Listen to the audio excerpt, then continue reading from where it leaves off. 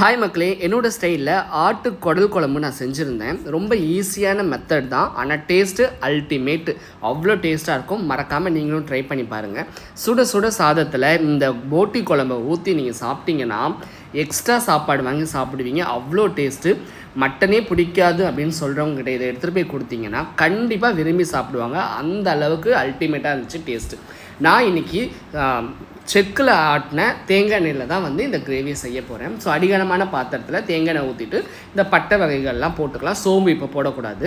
அதுக்கப்புறம் நான் இன்றைக்கி பெரிய வெங்காயம் எடுக்கல, சாம்பார் வெங்காயம் மட்டும்தான் எடுத்திருக்கேன். ஸோ சாம்பார் வெங்காயம் குடல் கறிக்கு ரொம்ப டேஸ்ட்டாக இருக்கும். அது கூட 2 தக்காளியை நல்லா கட் பண்ணி போட்டு லைட்டாக மேலே உப்பு போட்டு நல்லா ஹை ஃப்ளேமில் வதக்குறேன். ஓகேங்களா? அது சீக்கிரம் வதங்கிறதுக்காக மேலே உப்பு போட்டுக்கலாம். கொஞ்சம் சீக்கிரம் வெந்துடும். அதே மாதிரி கிண்டி விட்டுட்டே இருக்கும். அப்படி இல்லைனா அடி பிடிச்சிடும். தேங்காய் எண்ணெய் வாசனைக்கும் நல்லாயிருக்கும், டேஸ்ட்டுக்கும் நல்லாயிருக்கும். ஸோ இந்த டைமில் தான் சோம்பை போட்டு மூடிடணும். மூடி நல்லா ஓப்பன் பண்ணிங்கன்னா நல்லா நுர பிரிஞ்சு வரும். அந்த டைமில் நம்ம இஞ்சி பூண்டு பேஸ்ட்டு ரொம்ப அரைக்காமல் லைட்டாக தட்டி போடுங்க. சரிங்களா?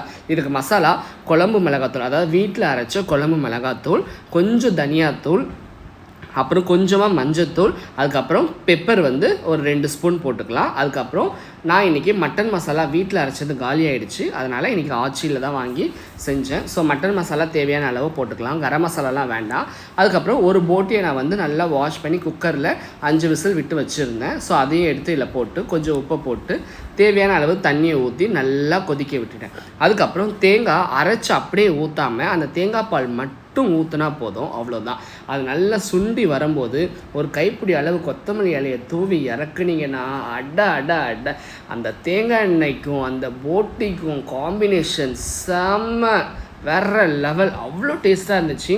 நான் உண்மையாக சொல்லட்டுங்களா, நான் ஃபர்ஸ்ட் டைம் இந்த டிஷ் நான் செஞ்சேன்.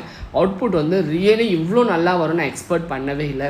கண்டிப்பாக ஒரு தடவையாவது இந்த வீடியோவை பார்த்துட்டு இந்த ரெசிபியை உங்கள் வீட்டில் நீங்கள் செஞ்சு பாருங்கள். ஓகேங்களா?